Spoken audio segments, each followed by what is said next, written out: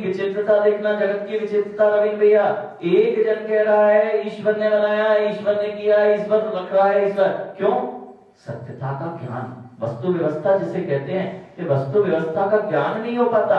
अग्नि की उष्णता ध्यान रखना, भगवान ने बनाई, भगवान के कारण हुई, भगवान संचालित करेंगे, कब ठंडी होगी अग्नि?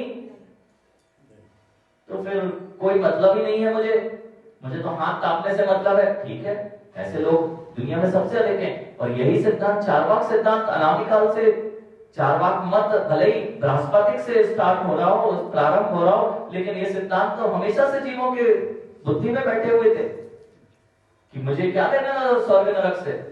फिर एक और आए, उनने वेला स्वर्ग नरक की ज्यादा चिंताएं नहीं करो, बहुत विकल्प बढ़ते हैं।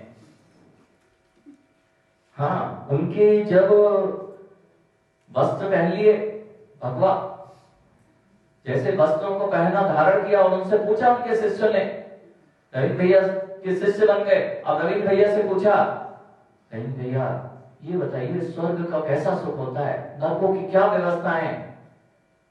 साधना में ये सब बाधक हैं, तुम्हें इनसे कुछ नहीं सीखना चाहिए, इन पर विकल्प है, ये बहुत विकल्प खड़े करने वाले हैं, इनसे तुम्हें कोई लेना नहीं, तुम तो साधना करो। अरे भैया पहले ज्ञान तो कर लो, स्वर्ग नरक देख तो लो, एक बार देख के तो आओ, स्वर्ग नरक देख के आओ, आ जाओगे? अरे स्वर्ग देख के आ जाओगे? बिना देखे विश्वास नहीं करते ना। स्वर्ग देख के जो जो गया वे देख के आए क्या? और नरक देखने जाए गए तो आए क्या? तो जिसने देखा है उसके चरणों में बैठते तो वस्तु व्यवस्था पता चल जाती। जिन दर्शन में आते उनके अरिहंत प्रभु से प्रश्न किया जब कि हे भगवान इस तीन लोक का स्वरूप क्या है, नरक कहाँ है, स्वर्ग कहाँ है, स्वर्ग की क्या व्यवस्था है, नरकों की क्या व्यवस्था है, उन्होंने ये नहीं कहा हे महाव्रती, हे मनीश्वर, ये तुम्हारे निर्विकल्प ध्यान की सिद्धि में बाधक है, इनसे तुम्हें कोई लेना देना नहीं है। उन्होंने तो जो सत्य था उसकी एक एक चीज का प्ररूपण कर दिया कि ये रखा है, अब निर्णय करो कहां जाना है। पंडित जी बहुत दार्शनिक प्रवचन हो चुका है, सारे दर्शन एक तरफ और एक जिन दर्शन की सत्यता, जिन दर्शन नहीं कहना चाहिए